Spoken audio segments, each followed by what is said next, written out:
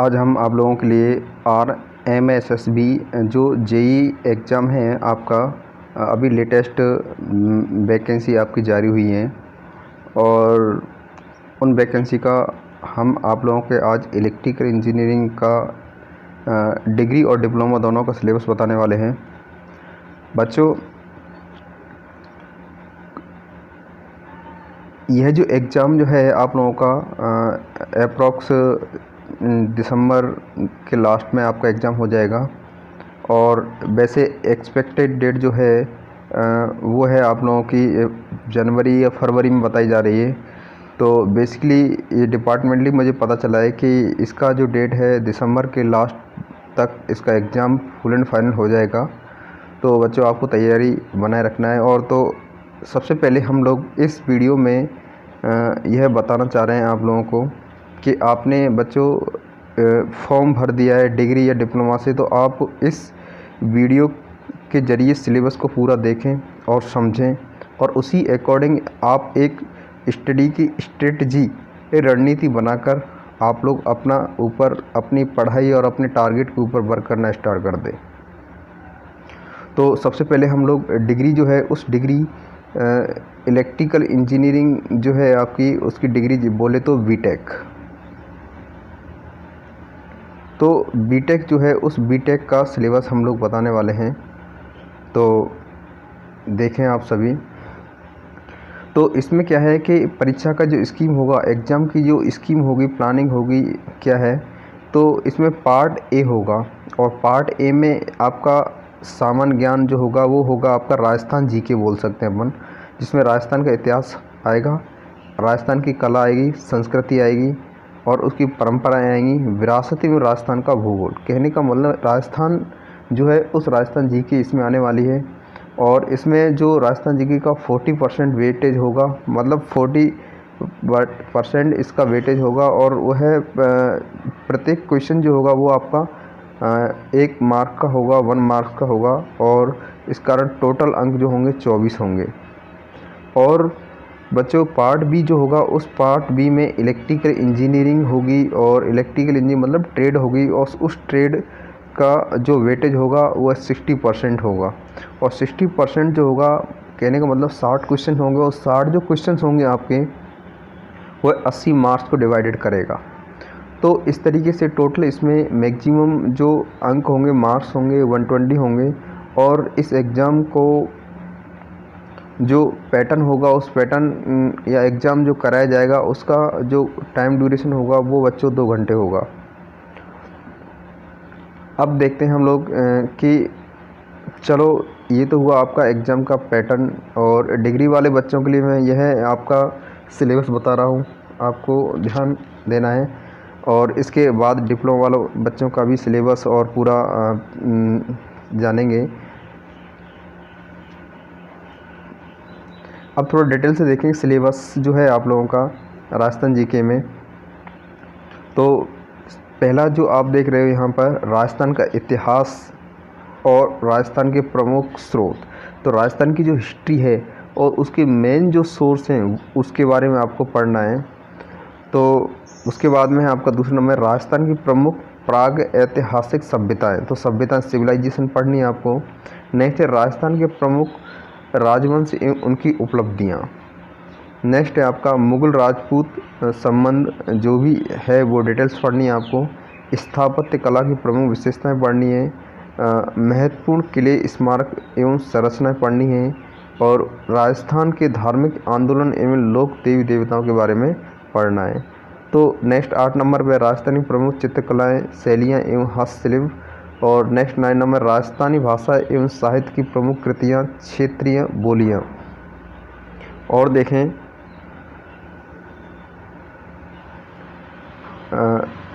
राजस्थान के धार्मिक आंदोलन, लोक देवी देवताएं, राजस्थानी प्रमुख चित्रकलाएं, शैलियाँ, हस्तशिल्प, राजस्थानी भाषा एवं साहित्य की प्रमुख कृतियाँ, क्षेत्रीय बोलियाँ, मेले, त्यौहार, लोकगीत, संगीत, लोक नृत्य, वाद्य, ये सब है आपका। नेक्स्ट है राजस्थानी संस्कृत, परंपरा एवं विरासत, महत्वपूर्ण ऐतिहासिक पर्यटक स्थल, राजस्थानी प्रमुख व्यक्तिगत, राजस्थान की विरासत एवं ब्रिटिश संधि 1857 जन आंदोलन, बच्चों प्रत्येक टॉपिक को अच्छी तरीके से यहाँ दिखाया गया है। और आपको बता दें इससे पहले जो एग्ज़ाम हुआ था उसका भी यही सिलेबस था, जीके का जो है सिलेबस यही था आपका। और नेक्स्ट 15 कृषक एवं जनजाति आंदोलन प्रजामंडल आंदोलन टॉपिक से रिलेटेड पढ़ना है। राजस्थान का एकीकरण और राजस्थान का राजनीतिक जनजागरण एवं विकास महिलाओं के विशेष संदर्भ में। बच्चों तो ये जो था आपका जो पोर्शन है आप लोग अब देख रहे हो, तो इसमें देखो यहाँ पर एक तो राजस्थान का इतिहास पढ़ना है आपको, राजस्थान की कलाएँ पढ़नी है, राजस्थान की संस्कृति। तो कहने का मतलब इसमें दो टॉपिक, राजस्थान का इतिहास, कला एवं संस्कृति और साहित्य परंपरा एवं विरासत। तो इस टॉपिक संबंधित आपको पढ़ना है। तो बच्चों मैं टेक्निकल बच्चों के लिए यही कहना चाहता हूँ कि आप लोग इस राजस्थान जीके को कवर करें। और कई मार्केट में बुक हैं और ज़्यादा से ज़्यादा MCQ मल्टी चॉइस क्वेश्चन पढ़ें और बहुत ही बेसिक आपका जीके आता है राजस्थान जीके। अगर आपने राजस्थान जीके पर टारगेट करते हो तो श्योरली आप लोग सिलेक्शन ले पाओ, क्योंकि टेक्निकल जो बच्चे तैयारी कर रहे हैं वो टेक्निकल को तो बेहतर बना ही पा रहे होंगे। और क्योंकि लगातार कई सालों को बस उनकी कमज़ोरी यही रहती है कि वह जीके को अच्छी कवर नहीं कर पाते। तो बच्चों अभी से अपनी प्लानिंग, अपनी जो एक स्ट्रेटजी है उसको बनाकर और जीके पर कमेंट्स करें। नेक्स्ट है राजस्थान का भूगोल, राजस्थान की ज्योग्राफी क्या क्या है। तो राजस्थानी ज्योग्राफी में ये टॉपिक दे रखें, स्थिति विस्तार, मुख्य भौतिक विभाग, अफवाह तंत्र, जलवायु, मृदा, प्राकृतिक वनस्पति, वन एवं वन्य जीव संरक्षण, पर्यावरणीय परिस्थिति मुद्दे, मरुस्थलीकरण, कृषि, जलवायु प्रदेश एवं प्रमुख फसलें, पशुधन और बहुउद्देशीय परियोजनाएं। तो बच्चों ये है सिंचाई परियोजना, जल संरक्षण, परिवहन और खनिज संपदाएं। तो ये राजस्थान जी का आप सिलेबस। और बच्चों एक टॉपिक और बचता है राजस्थान जीके में, वो है आपका करंट अवेयरनेस। करंट अवेयरनेस मतलब कहने का मतलब है लेटेस्ट जो जीके है उस जीके से भी क्वेश्चन आपके करीबन 4 से 5 क्वेश्चन आपको मिल जाते हैं। तो बच्चों करंट को भी आपको साथ साथ रीड करते जाना है। और नेक्स्ट जो सिलेबस है आपका टेक्निकल संबंधित है जिसका 60% वेटेज होगा। तो यहाँ देखें विद्युत अभियांत्रिकी डिग्री, कहने का मतलब बीटेक वाले जो बच्चे हैं जिन्होंने बीटेक से फॉर्म को फिल किया है तो उनके लिए सिलेबस देखें सभी। बच्चों बीटेक सिलेबस से पहले हम लोग थोड़ा सा यहाँ एक चीज़ थोड़ा सा ध्यान देने वाली है कि देखें सभी यहाँ पर नोट में कुछ लिखा हुआ है यहाँ पर कि प्रश्न पत्र में बहुविकल्पी प्रकार के प्रश्न होंगे एवं सभी प्रश्नों के अंक समान होंगे। कहने का मतलब जो पेपर होगा वह ऑब्जेक्टिव टाइप होगा। और ऑब्जेक्टिव टाइप के साथ फिर यहाँ पर सेकंड लाइन जो लिखी है वो देखें यहाँ पर क्या लिखा हुआ है। परीक्षा में न्यूनतम मतलब लोएस्ट जो पास मार्किंग होगी वह 40% होगी। अगर बच्चा 40% मार्क्स लेके आता है तो वह बच्चा इस अंक प्राप्त करने वाले, ये फिर दिखाया 40% अंक 40% है, इससे कम अंक प्राप्त करने वाले अभ्यर्थी नियुक्ति के लिए पात्र नहीं होगा। कम से कम परीक्षा में अगर न्यूनतम निर्धारित उत्तीर्ण के लिए अंक 40% निर्धारित किए गए, इससे कम अगर अंक लेके आता है तो बच्चा इस कंपटीशन में क्लियर नहीं कर पाएगा। तो यह एक नोट वाली बात थी जो मैंने थोड़ा सा आगे चला गया स्किप करके। तो अब हम बीटेक जो है उस बीटेक से फॉर्म किए हुए बच्चे हैं, उन्होंने जो टेक्निकल से जो सिलेबस है वो क्या होने वाला है वो देखें यहाँ पर।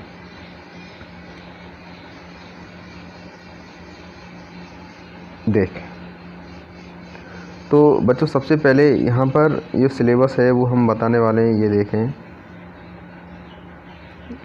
तो पहला है इलेक्ट्रिकल सर्किट। तो इसमें इलेक्ट्रिकल सर्किट को पहले सबसे पहले सिलेबस में बताया गया है। तो वो सिलेबस में सर्किट में क्या क्या पढ़ना है आपको। तो सर्किट कंपोनेंट जैसे RLC वो कंपोनेंट उनके बारे में पढ़ना है। कंपोनेंट एक्टिव एंड पैसिव के बारे में पढ़ना है।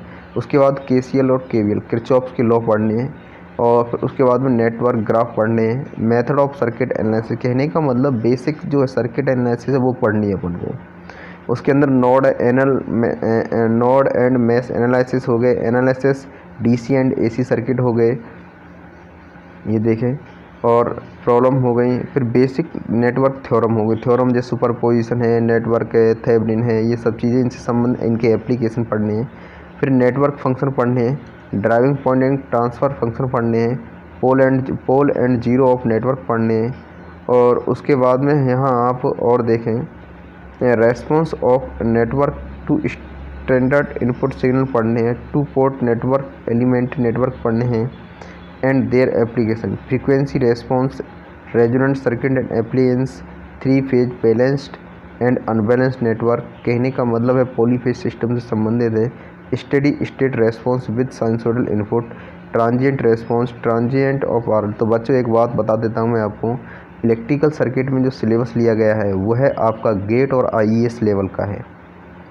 आप ये ना सोचें कि JEE लेवल का। और यह जो पेपर का पैटर्न अगर इन्होंने यह सिलेबस डाला है तो ये 100% है आपका कॉम्पिटिटिव एग्ज़ाम जो पेपर आएगा इसमें वह आपका अच्छा लेवल ही होगा। तो बच्चों आपको IES GATE level, JEE level की चीज़ों को ध्यान ना देकर IES गेट लेवल तक की चीज़ों को पढ़ना है आपको, तब आप इस कंपटीशन को क्लियर कर पाओगे। अब देखो यहाँ पर, अब मैं अभी बता रहा था फील्ड थ्योरी EMFT। तो EMFT electromagnetic field theory, EMFT electromagnetic field theory इसमें आएगी आपकी। तो EMFT जो है इसमें आपको मैं बता देता हूँ, आपको कुछ नहीं, 12th की फिजिक्स बुक्स आपको पढ़ लेनी है बस। अगर आप 12th की फिजिक्स बुक्स आप पढ़ लेते हो, रीड कर लेते हो, तो यह EMFT आपकी क्लियर हो जाएगी। और मैं मानता हूँ आपको अगर 12th की फिजिक्स बुक को आपको अच्छा कर पाते हो तो श्योर है आपका फील्ड थ्योरी अच्छी होगी और वहाँ से आपका क्वेश्चन कोई जाने वाला भी नहीं है, आप क्लियर भी कर पाओगे। नेक्स्ट, इलेक्ट्रिकल मटेरियल जो है आपका, यह भी आपका बेसिकली टॉपिक है आपके जो भी विद्युत से संबंधित पदार्थ हैं, इलेक्ट्रिकल संबंधित पदार्थ हैं। Classification of material on the basis of permanent magnet dipole, जो कहने का मतलब है स्थायी चुंबकीय द्विध्रुव होते हैं बेसिक, उनसे संबंधित पदार्थ हो गए, उनके बारे में पढ़ना है आपको। Electrical and electronic behave of material, classification on basic of conductivity, behaviour of dielectric static alternative field.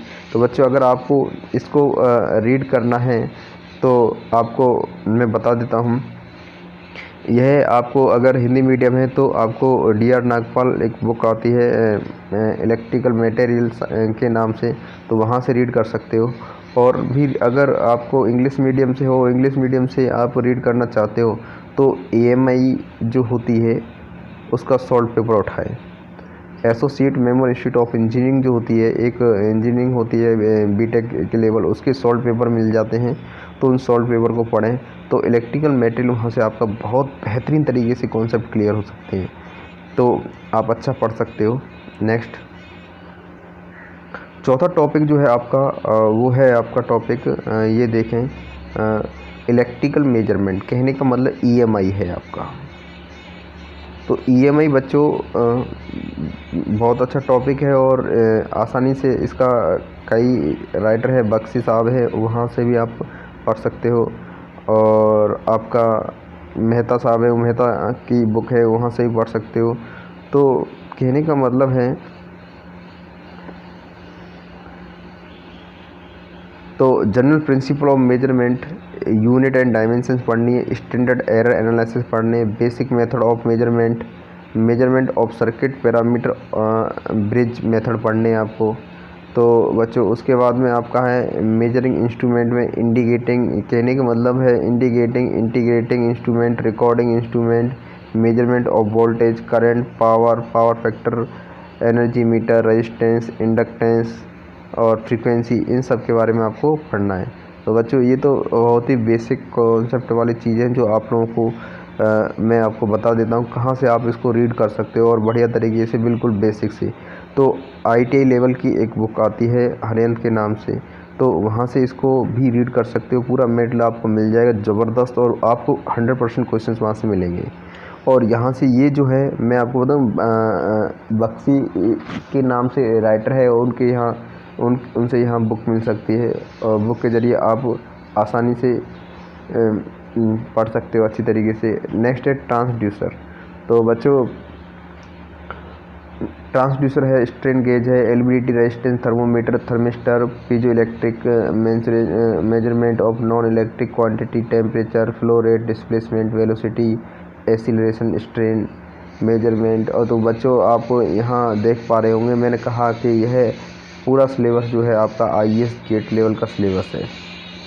तो आपको अगर आपको IAS गेट लेवल की मेटेरियल मिलता है तो वहाँ से अगर आप EMI को रीड करो तो और भी बेस्ट है। और आपको मैंने बताया बेसिक यहाँ पढ़ना है आपको इसका, तो ये ITI लेवल की बुक हरियाणा पब्लिकेशन से बुक आती है, वहाँ से इसको पढ़ सकते हो। और बाकी थोड़ा आपका ESE गेट लेवल का जो प्रीवियसली क्वेश्चन है वहाँ से आप रीड करें तो आपको मैं डेफिनेटली बता रहा हूँ कई बार क्वेश्चन वहाँ से HD उसके आपको कंपटीशन मिलते हैं, आपको मिलेंगे और डेफिनेटली मिलेंगे, मेरा कहना है। नेक्स्ट देखें electronics and communication. Electronics and communication जो है आपका, इसके अंदर क्या है, इसके अंदर आपका सॉलिड स्टेट सेमीकंडक्टर डिवाइस के बारे में, डायोड, जीना डायोड, ट्रांजिस्टर, ये सब हम लोग पढ़ने वाले हैं और पढ़ने वाले हैं। क्लास चलेंगे हमारे आगे तो वहाँ पढ़ोगे आप लोग। और एनालिसिस ऑफ इलेक्ट्रिक सर्किट है, इक्विवेलेंट सर्किट है, response, multi vibrate, flip flop और तेरे एप्लीकेशन। कहने का मतलब है आपका यह बहुत ही बेसिक इलेक्ट्रॉनिक्स के बारे में यहाँ जानकारी है, इतना डीपली नहीं है। कम्युनिकेशन जो है वो आपको बच्चे थोड़ा पढ़ना है, AM, FM, नॉइज बिहेवियर एव, तो इसमें इतना ज़्यादा नहीं है। इलेक्ट्रॉनिक्स एंड कम्युनिकेशन में ज़्यादा खास मैटर नहीं है, आराम से आप लोगों के हर लेवल में डिप्लोमा बीटेक की बुक में हर टॉपिक मिल जाएंगे आपको, तो वहाँ से अपने आप को तैयार करें, नोट तैयार करें बच्चों। नेक्स्ट है आपका पावर इलेक्ट्रॉनिक्स। तो पावर इलेक्ट्रॉनिक्स का पूरा सिलेबस आप लोगों का मिल जाएगा, आपको बीटेक की बुक में मिल जाएगा।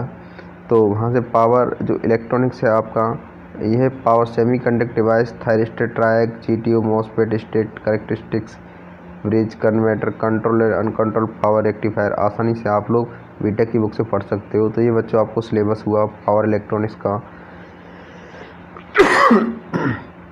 नेक्स्ट है कंट्रोल सिस्टम।